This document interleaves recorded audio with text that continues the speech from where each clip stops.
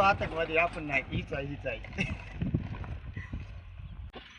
तर मित्रांनो, ट्रॅक्टर बघून तर तुम्हाला समजलंच असेल की आज आपण काय करणार आहोत. आज मित्रांनो आपण करणार आहोत पेरणी आपल्या रानामध्ये झालेल्या वापसा आणि आपण करणार आहोत पेरणी मित्रांनो. तर ट्रॅक्टर मित्रांनो आपल्या लांबल्या शेतामध्ये ट्रॅक्टर आलेला आहे मित्रांनो. हे बघू शकता खताचे आणि बियाचे पोते पण आपण ट्रॅक्टरवरतीच टाकलेले होते.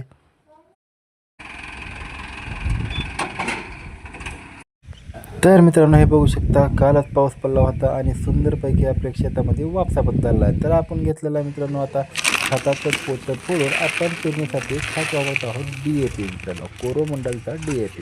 बघूया त्याचा रिझल्ट कसा लागतो. आता आपण टाकलेला आहे ट्रॅक्टरच्या पेरणी यंत्रामध्ये खत मित्रांनो. हे बघू शकता ड्रायव्हर खत व्यवस्थितरित्या पेटीमध्ये लावून घेत आहे मित्रांनो.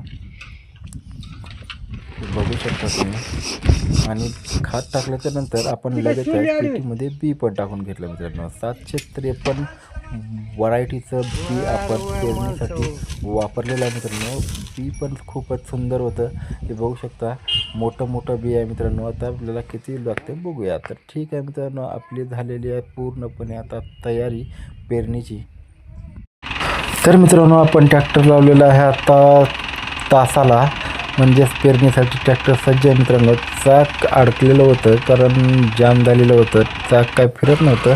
चाक चालू केलं आणि मित्रांनो हे बघू शकता आपण पहिलंच तास चालू केलेला आहे मित्रांनो. तर ठीक आहे मित्रांनो, कसा वाटला व्हिडिओ? आवडला असेल तर लाईक करा, शेअर करा आणि चॅनलवरती जर तुम्ही नवीन असाल तर प्लीज सबस्क्राईब करा. तुमच्या शेतातली पेरणी झाली का नाही हे पण कमेंट करून सांगा मित्रांनो. तर भेटूया नेक्स्ट व्हिडिओमध्ये. तोपर्यंत जय हिंद, जय महाराष्ट्र, हर हर महादेव.